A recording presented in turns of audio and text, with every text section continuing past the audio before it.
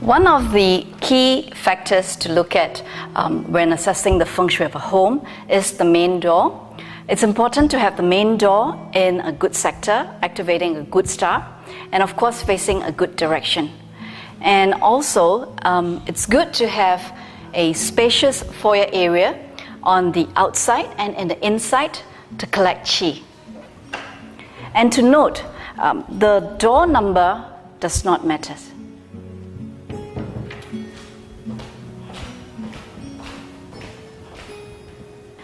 Another important area to look at in a home would be the location and direction of the stove, because it affects the well-being of the occupants. In the modern days, the fire mouth is determined by the position of the control knobs. Okay, so if let's say the front, this direction, is of a good direction, we would get the knobs in the front. Okay, if let's say this side is a favorable direction, then we would get the stove with the right hand knobs. In this particular home, the favorable direction is on the left. Now, knowing that in the market that there are no models with left hand knobs, so what we'll do is we would get a stove with the right hand knobs, but when we install it, just turn it around so that we'll face towards this direction. The next important area that we have to look into are our bedrooms. It is important that the individuals are sleeping to their own favorable directions. So how do we find out what are your favorable directions? You can visit my website, adelinapang.com, click on the useful tool, Qua Calculator, key in your birth details, and it will generate for you a report to tell you what are your favorable directions. How do we determine what is our favorable direction? It's the direction when we lie down, where our head points. A myth about having mirrors in the bedroom, okay, that brings about third party into the lives whatsoever. Now, it is important that you should not have mirrors in front of your bed, okay, because if you wake up in the middle of the night, you give yourself a scare. And of course, having mirrors too close to you on the sides, okay, reflecting your body when you sleep, you may end up with body aches or feeling fatigue in the morning. Okay. The use of mirrors is basically to create the illusion of space. Another myth about sleeping under a window. In the olden days, windows are the only form of ventilation. So if in that time, when you place your bed under the window, you're just more prone to catching a chill.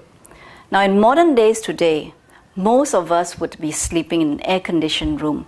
So if in the bedroom, that is your favorable direction, it is okay to place your bed there, basically close the window, bring down the curtains, and you can sleep over there. Criteria for a good water feature. The size and depth is important. Water feature should not be too tiny, okay? If not, then it's of insignificance. Water should be kept clean. Contaminated, dirty or smelly water creates sa qi.